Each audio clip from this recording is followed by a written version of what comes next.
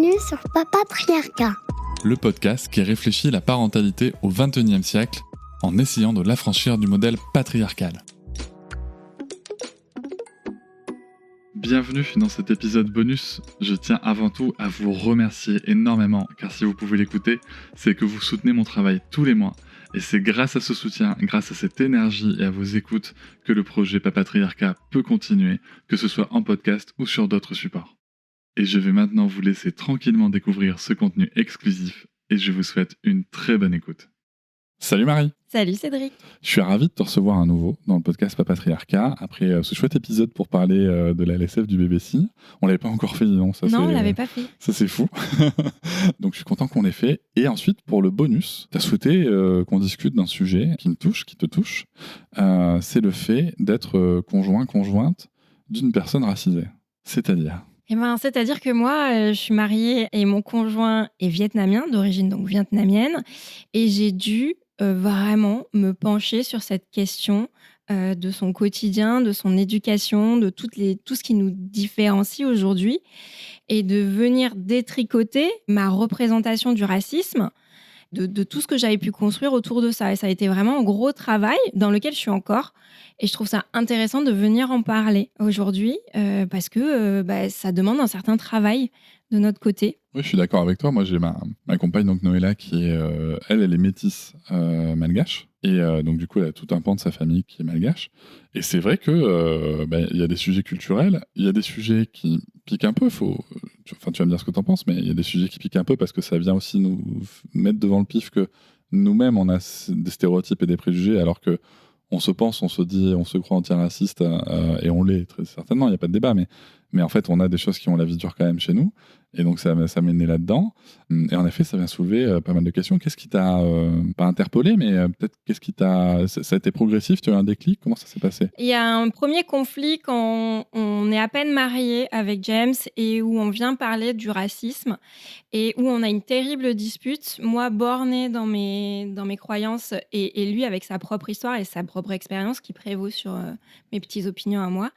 Et où je suis venue quand même lui dire que le racisme que lui vivait était moins grave et moins important que les personnes noires, les personnes maghrébines, etc. Et où il avait les yeux tout ronds comme ça à me regarder en me disant « Mais quelle connerie tu me sors là ?» Tu l'as white-splainé, quoi. Ouais, et moi qui comprenais pas, pourtant j'ai été élevée d'une famille très gauche, extrême gauche. La relation à l'autre, le racisme, mon père m'a vraiment élevée dans toute l'idée du colonialisme, tout ça, on est venu tout déconstruire. Et je m'étais fait une petite hiérarchie dans ma petite tête des personnes qui étaient vraiment victimes et puis celles que, bon, allez, ça va quoi. Comme avec la culture du viol, en fait. Exactement. Finalement. Et c'est en travaillant sur le féminisme, et c'est d'ailleurs le féminisme qui m'a amenée là-dessus, parce que c'est en écoutant le podcast Les couilles sur la table qui a été fait avec Kif Taras, un épisode sur la masculinité asiatique. Ça a été... La révélation. Alors, je rappelle, pour les personnes qui ne connaissent pas, un Kif Taras, moi, c'est un podcast que m'a fait découvrir ma compagne, avec Rokhaya Diallo et Grace Lee. Moi, je vous conseille de l'écouter. Enfin, vraiment, même si vous ne vous sentez pas concerné, même si vous pensez que vous avez rien à déconstruire, écoutez-le. il y a le travail formidable, c'est... Voilà, écoutez-le. Et donc, toi, t'écoutes ça et tu découvres quoi? Je découvre ce qu'implique le racisme, la construction aussi des hommes dans cette masculinité asiatique qui s'oppose à la masculinité un peu plus dite agressive, enfin tous ces stéréotypes qu'on peut penser quand on n'est pas concerné, quand on n'a pas analysé. Et vraiment, il y a la boîte qui s'ouvre à moi et je me dis, il faut fouiller le sujet, c'est pas possible. Et ça m'a permis de comprendre mieux mon conjoint dans le quotidien, dans ses manières de réagir. Ça m'a permis d'observer mon beau-fils parce que mon mari a un fils avec son ex-compagne qui a aujourd'hui 14 ans. Et ce petit garçon qui se construit avec un papa asiatique, lui aussi, est victime de tout ça. Donc ça a été vraiment une découverte pour moi et de venir vraiment déconstruire ce que je m'étais mis dans la tête, quoi. Quoi donc? Je pensais vraiment cette notion que les personnes qui étaient vraiment victimes du racisme et qui en souffraient beaucoup, c'était les personnes noires en tout premier, les personnes maghrébines et ensuite les Asiatiques. Il y avait ce côté, c'est quoi, on te dit que tu peux réparer un iPhone ouh là là, est-ce que c'est vraiment grave que t'es quelqu'un qui fait pas de bruit et qui est très sage et qui est très studieux, etc. Ouais, vas-y, ça va. Sauf qu'en se construisant avec ces stéréotypes, mais ça impacte la vie de couple, ça impacte le quotidien, ça impacte l'estime de soi. Et je suis venue tout déconstruire et observer mon conjoint. Et finalement, lui, c'est des choses qu'il n'a pas conscientisées. C'est vraiment quelque chose qu'il a intériorisé. C'est comme ça et ça bougera pas. Il est face à une société qui ne bougera pas. Donc, je dois faire avec. Et c'est moi, en venant analyser, en m'informant sur ce sujet-là, qui ai amené des discussions avec lui, qui lui a permis de prendre conscience de certaines choses et moi de prendre conscience qu'il y avait beaucoup de choses qui étaient mises au fond et qu'il ne voulait pas aller sur ce sujet-là parce qu'il sait que la société ne va pas bouger. Mais moi, ça m'a permis de mieux le comprendre, de mieux comprendre la personne avec qui je vis. Mhm. Et on a 2 enfants, 3, notre beau-fils et nos 2 petites filles, et de venir faire que nos filles et nos enfants intériorisent pas ça. Qu'est-ce qui fait que quand lui t'en parle, parce que si tu veux, lui il te dit à un moment que, si je comprends bien, que c'est horrible ce que tu viens de lui dire sur le racisme qu'il subit ou pas, qu'est-ce qui fait que du coup, quand lui te le dit, visiblement, tu vois, ça te percute pas tant que ça, et qu'il faut que tu l'entendes dans la bouche de quelqu'un d'autre, des spécialistes en l'occurrence, pour que vraiment ça vienne te chercher au fond. C'est une vraie question, parce que la question que je te pose là, attention, ça marche sur d'autres sujets, hein. Mais souvent, tu vois, quand quelqu'un qu'on connaît, pourtant qu'on aime et tout, nous dit un truc, et ça nous percute moins que quand un ou une spécialiste va tenir des propos sur le sujet. Alors, dans ma situation, ce qui fait que ça peut bloquer, c'est que c'est un homme. Et Vas-y. c'est un homme qui dit ça à une femme. Il y a ce côté-là de j'ai raison et peut-être pas toi. Ok. Et j'ai pas mis en jeu là-dedans le fait qu'il soit racisé. Pour moi, je le vois pas du tout aussi Ah ouais, hyper avec des intéressant. yeux. Pour moi, je vois pas les couleurs de peau. Et pourtant, mon mari est vietnamien. Il a une peau supra foncée, presque complètement noire l'été. Et moi, déjà, je ne décèle pas ça. Et il y a ce côté aussi de c'est mon conjoint, c'est un homme avec sa vision homme. Et moi, Tu vois le genre d'abord, quoi. je vois le genre d'abord. Et je faisais Ok. passer le genre d'abord. Et ça, c'est compliqué. Non, c'est hyper intéressant parce que dans la lecture que t'en as, du coup, t'avais l'impression que c'était un homme qui était en train de te mansplainer, alors que finalement, c'est toi, la blanche, qui est en train de le whitesplainer. Exactement. C'est exactement ça. J'avoue, je l'ai fait aussi. Mais, ok, énorme. Et du coup, quand t'entends d'autres personnes en parler, tu te dis putain, mais en fait, oui, une dimension que j'ai pas eue. Pourtant, tu connais l'outil d'analyse intersectionnelle. Ouais. Tu vois bien que un même vécu, dans le prisme de l'intersection, va forcément avoir un regard différent et que ta condition et que le genre en fait importe peu. Par contre, le vécu d'une femme asiatique ou asiatique, on dit souvent. J'avais entendu ça dans Kif Taras et aussi avec Priska des Enfants du bruit de l'odeur. Plutôt utiliser le terme asiatique parce qu'en fait asiatique c'est très grand.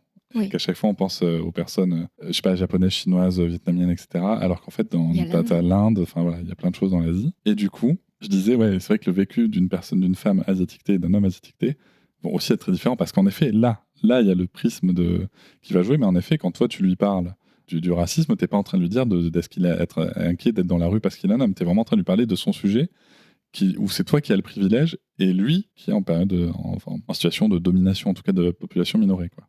Et tu le vois pas. Et je le vois pas. C'est énorme. C'est énorme parce que je fais pareil, hein. Enfin, j'ai fait pareil, quoi. Ça a résonné pendant longtemps. Je me suis dit, c'est pas quelqu'un qui s'énerve déjà. C'est un truc de blanc, quoi. C'est un truc de blanc, ça Ouais. c'est clair. Et quand il s'énerve, lui, face à moi, ça me met la puce à l'oreille. Il y a un sujet, il y a quelque chose à creuser. Ah, Et parce je qu'en suis plus, juste, James qui s'énerve, ça c'est pas tous les cas. faut y aller. Et je me suis dit, il y a vraiment quelque chose à comprendre que j'ai pas saisi. Je sais que j'ai pas saisi quelque chose. Parce que on nous apprend pas non plus à hiérarchiser. Enfin, on voit dans les livres d'histoire, il y a plus des coins du monde où on parle de racisme, où on montre le racisme, tout ce qui va être l'esclavagisme, tout ce qui va être la guerre d'Algérie. On passe un peu plus vite sur la guerre du Vietnam. Mais c'est pas clair dans ma tête, en fait, que je suis en train de hiérarchiser. Et pourtant, je le fais. Et c'est en vivant aussi au quotidien que je me rends compte qu'il y a des stéréotypes qui lui collent à la peau. Et qui sont des choses avec lesquelles il doit se construire et où son enfant aussi doit se construire avec ça, quoi. Et je me dis, mais à quel point ça joue des rôles. Et il a fallu aussi que ça soit très analysé. Donc, Kif Taras, dans cet épisode-là, c'est très analysé. Il y a plein de témoignages. Là, s'ouvre quelque chose à moi où je comprends tous les enjeux. C'est pas juste se construire en se disant, on pense que je peux réparer un iPhone parce que j'ai les yeux bridés, quoi. Oui, puis en plus, il y a aussi ce qu'on appelle les stéréotypes positifs. Où souvent, c'est quelque chose qui est très invoqué par l'extrême droite. Hein. Qui disent, mais regardez, les personnes asiatiques qui s'intègrent très bien, tu les entends pas se plaindre, mais elles subissent du racisme, en fait. C'est ce qui est très bien expliqué d'ailleurs dans Kifstara, c'est que c'est pas qu'elles subissent moins de racisme, c'est juste que dans leur culture, dans leur façon de se construire, il y a quelque chose qui fait que c'est plus accepté, c'est moins expliqué. Et puis c'est vrai qu'il n'y a pas cette histoire d'esclavage avec des populations de personnes noires issues de certains pays d'Afrique, qui fait que on n'a pas l'impression d'avoir un truc à pardonner, tu vois, à ces populations asiatiques. Donc il y a une moins grande considération. Ouais. Je pense que tu vois, la hiérarchisation, j'ai plutôt l'impression que elle vient de je rentre moins en empathie avec toi sur ce sujet-là, parce que moi, on m'a enseigné que ce qui était grave, c'était l'esclavage, en tant que personne blanche. Tu retrouves le même sujet, il y a des podcasts américains qui existent sur des personnes natives. Alors moi, j'écoute souvent les podcasts américains, donc voilà, mais en fait, il y a les natives aussi, tu vois, qui sont vraiment là-dessus, et c'est hyper intéressant de voir ce que tu évoques, toi, au travers de la lecture, de comment est-ce que le fait qu'on ait parlé de l'esclavage nous influence pour hiérarchiser quelque part, ou manquer d'empathie envers d'autres systèmes d'oppression racistes. T'as la même chose aussi. Et ce qu'il faut bien rappeler, j'ai cette phrase qui vient de ce podcast et où la personne dit de toute façon, il ne faut pas oublier que l'histoire est écrite par les dominants. Ça, c'est important. Oui. Il n'y a pas longtemps, tu vois, je reprenais mon petit-neveu parce qu'au collège, on lui a enseigné que Christophe Colomb a découvert l'Amérique et ensuite les Espagnols ont colonisé, etc. Non, on a envahi et on a massacré. Ces mots-là sont hyper importants et en même temps, on n'a pas envie de les entendre, tu vois. Oui, complètement. Et de la même manière que il y a des choses peut-être sur la façon dont tu percevais James au travers de tes stéréotypes que tu n'as peut-être pas envie de regarder, tu vois. Non, tu n'as pas envie de regarder. Et puis la France est quand même liée. On est bien au milieu de nombreuses choses très honteuses et très douloureuses, Oui, bien sûr. de douleurs qu'on a infligées. Et c'est pas du tout agréable de venir pointer le nez là-dessus. Je pense que là aussi, tu vois, c'est un truc qui est très repris dans le discours de l'extrême droite, de dire oui, on veut nous dire que les blancs ceci, les blancs cela. Ben, en fait, on est juste en train d'observer un système d'oppression qui est à l'œuvre d'une population blanche occidentale, en plus bourgeoise la plupart du temps, mais bon, bref. Et ça veut pas dire que toutes les personnes, tu sais, c'est not all white, tu vois. Ça veut pas dire que toutes les personnes blanches sont mauvaises, ça veut pas dire non plus qu'on doit payer aujourd'hui le prix de l'esclavage qu'on n'a pas connu, qu'on n'a pas cautionné, etc. Par contre, ne pas reconnaître la réalité de la souffrance, des faits qui sont produits, il est là le problème en fait. Complètement. Et j'ai l'impression que tu vois, dans cette conversation intime que tu as avec James, c'est un peu tout ça qui se joue. Tu es en train de nier, tu vois, sa souffrance à lui. Ça a été un grand moment dans notre histoire et où lui a été extrêmement blessé. Moi, s'ils en empathie pour beaucoup de choses, beaucoup de causes, très informé sur la géopolitique, sur l'histoire de son pays, l'Indochine, etc., je sois en train de lui dire que finalement, ce qu'il vivait et ce qu'il vit, ça soit pas si important. Et aujourd'hui, ça s'est vraiment contrebalancé, c'est-à-dire que c'est moi qui suis plus à l'écoute et vigilante sur certains signes de racisme et de choses qui peuvent se passer autour de nous, alors que lui, il vit avec, et c'est devenu aussi un quotidien. C'est plus moi qui vais les pointer aujourd'hui et les mettre en lumière pour essayer d'enrayer, de dépasser, etc. Mais Hyper intéressant ce que tu es en train de dire, parce que je fais tellement ça avec Noéla. Enfin, je l'ai eu fait, mais j'ai arrêté. Je Pourquoi t'ai t'as expliqué arrêté ? pourquoi. Parce que entre-temps, j'ai compris, elle m'a gentiment expliqué ou pas. C'était pas très gentil, mais elle m'a envoyé vers des ressources sur le concept de white savior. Là aussi, tu vois, je pense qu'il y a un truc, quand on prend conscience, en tant que personne blanche, de ça, du privilège blanc, etc., on a tendance à se dire, je vais aller lutter contre. De la même manière que des hommes peuvent prendre une place qui n'est pas la leur dans le féminisme, en fait, les personnes blanches, on n'a pas à prendre une place qui n'est pas la nôtre dans la lutte antiraciste. Et vis-à-vis, tu vois, du côté plus intime, moi, avec Noéla, il y a des moments, tu vois, où j'ai pointé des trucs, pareil, et où en fait, elle m'a dit, oui, en fait, moi, j'ai pas envie d'agir là-dessus. Et en fait, tu es en train de vouloir m'imposer d'agir là-dessus, dont le concept de white savior, en fait, tu es en train de me dire que finalement, c'est moi qui suis pas assez antiraciste parce que j'ai pas envie d'agir sur tel levier. J'en ai d'autres sur lesquels elle a envie d'agir. Celle-là, elle a pas envie, tu vois. En étant métisse malgache, Noéla, elle est appelée de plein de manières différentes. Il y en a qui trouvent, selon d'ailleurs comment est-ce qu'elle va se coiffer, ses cheveux et tout, il y en a qui vont l'appeler l'arabe. En Allemagne, quand elle était en Allemagne, là-bas, c'était la turque. Il y en a qui vont l'appeler la noire. Et à son cabinet dentaire, dans la campagne girondine, on l'appelle la chinoise. Si tu veux, je me rappelle de ça, quand elle m'a dit, ouais, on m'appelle la chinoise et tout. Je me suis dit, mais non, mais c'est pas possible et tout, il faut faire quelque chose, tu vois. Totalement, je me déclenche. Et en fait, c'est elle qui m'a dit non, mais non, enfin, je m'en fous, tu vois. Je m'en fous, moi, je vais très bien avec. Puisque j'en ai à foutre de l'opinion des gens, des patients que je soigne et tout. Enfin voilà, moi, je suis là pour les soigner, je les soigne. Tant qu'il me manque pas de respect en face à face, je m'en fous que derrière, il m'appelle la chinoise. Voilà, la secrétaire, elle est formée, elle a été informée pour dire le docteur Argenson, tu vois, pour rappeler comment est-ce qu'on appelle. Mais c'est tout, quoi. Et tu vois, cette petite réaction-là de vouloir aller plus loin que ce que la personne concernée estime nécessaire, il y a un truc de white savior. Complètement. C'est un truc que j'ai appris à devoir C'est dealer chaud, hein. avec. Donc, moi, j'ai dû freiner un petit peu sur certaines de mes réactions. Ce que je fais, par contre, c'est de pas hésiter à discuter avec les gens. Quand je vois du racisme ou quoi, je viens, moi, c'est pas lui que j'envoie. C'est moi qui vais discuter avec ces gens-là, qui vient me pointer en fait ce qui peut être douloureux, ce qui n'est pas du tout OK et ce qui est dérangeant. Souvent, en plus, c'est des formes de blagues. C'est ce genre de choses qu'on observe quand même dans l'entourage assez proche. Et je vois que finalement, cette position où des fois je lui en parle même pas, lui a déclenché aussi chez lui un petit peu une prise de position qu'il n'avait pas avant. C'était pas un combat avant, c'était pas quelque chose sur lequel il pouvait se bagarrer. Et aujourd'hui, et on l'a vu par le passé, il est capable aujourd'hui de dire non, ça c'est pas OK. Alors qu'il ne le faisait pas. Il se sentait pas légitime. Je pense qu'il l'avait pas réfléchi. Il le subissait. Il n'avait pas envie d'injecter d'énergie là-dedans. Et aujourd'hui, en ayant parlé ensemble, en lui ayant fait écouter des podcasts, de la ressource, il y a un côté où quand il va y avoir des blagues, il va dire non. Et très fermement, et il se met, on sent qu'il est très agacé et c'est un véritable non. Ça vient aussi soulager dans le quotidien de James qui peut maintenant se sentir légitime de dire non. Parce qu'il a fallu avoir des ressources et venir un petit peu détricoter. Mais il m'a épousé pour ça. Hein. Quand il dit pourquoi il m'a épousé parce qu'en fait, je level up en permanence. Et il voulait quelqu'un qui level up et qui l'embarque avec lui. Mais il y a toujours ce truc de faire attention, de ne pas venir à lui imposer des réactions c'est un équilibre, ou venir lui déclencher des choses avec lesquelles il deal très bien et qui veut laisser passer parce qu'il est plus serein comme ça. Ouais, et puis en même temps aussi, il y a des choses qui sont culturelles, tu vois. Je repense à... Il y a pas longtemps avec Noëlla, on s'est un peu pris la tête parce que... je sais plus sur quel sujet, tu vois. Je sais même plus sur quel sujet, je me rappelle juste que à un moment, elle m'a dit c'est un truc de blanc. Tout comme des fois, elle-même, elle va me dire c'est un truc de malgache, tu vois. Donc c'est intéressant parce que je sais pas si James te le fait ça. Oui, il me fait c'est un truc de ses francs. Voilà. Et c'est un truc de Viette. Ok.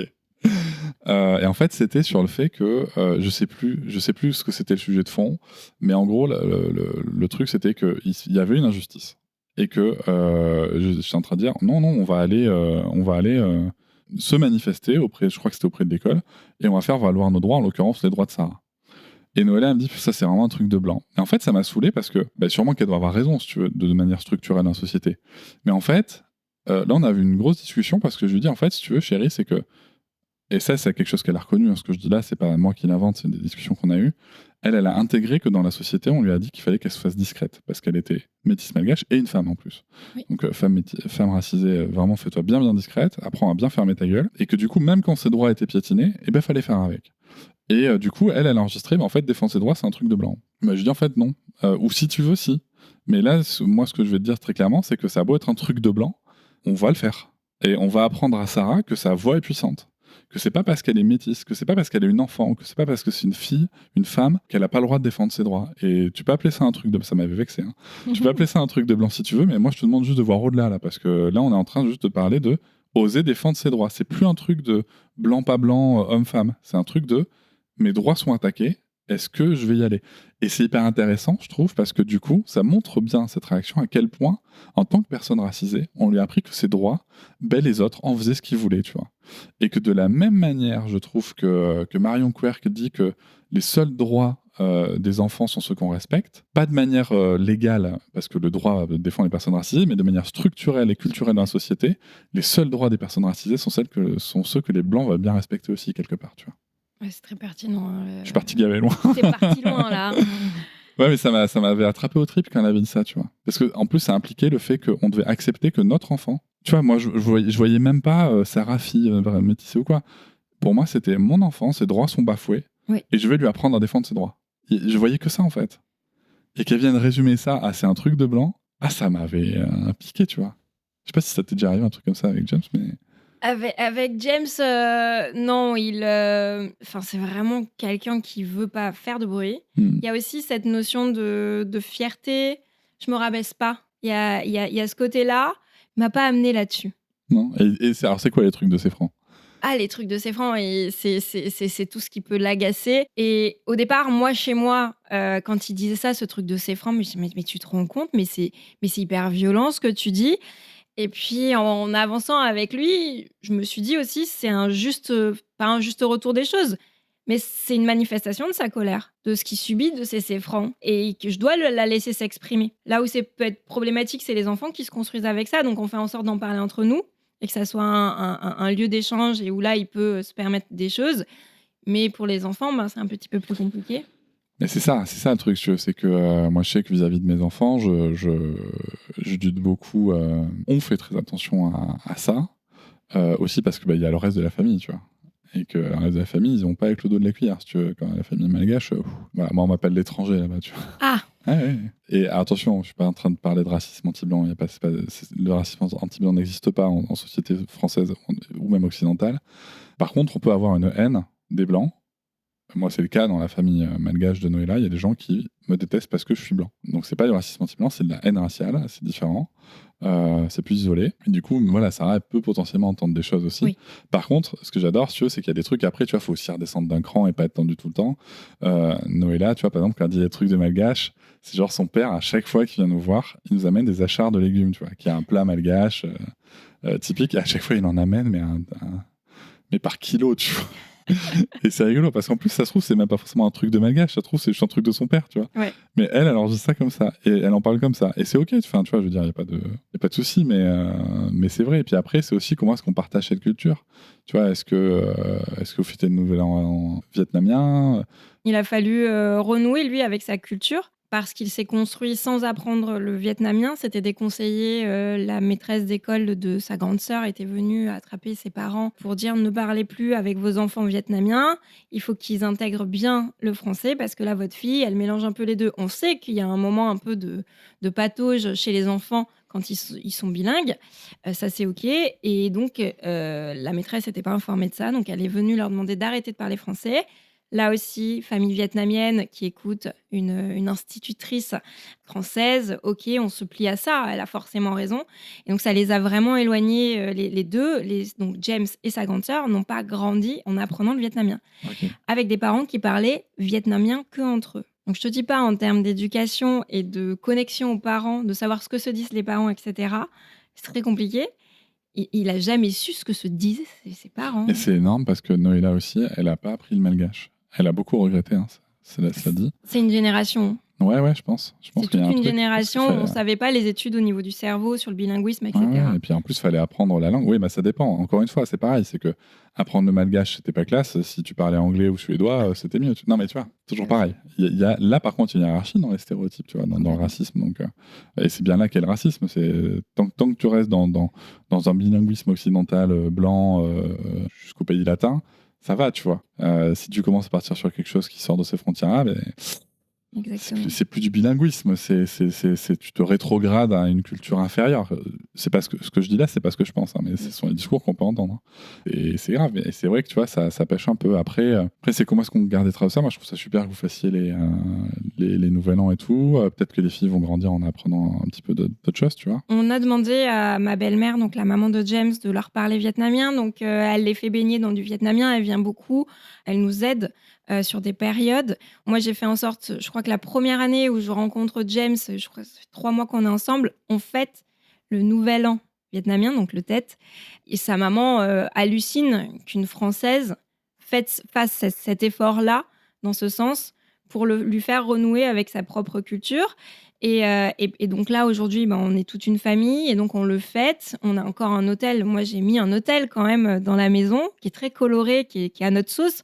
Mais on a là une place pour un hôtel parce que c'est important pour sa maman, parce que c'est important pour mes filles qu'elles aient ce choix en fait et qu'elles grandissent avec cette part de culture vietnamienne.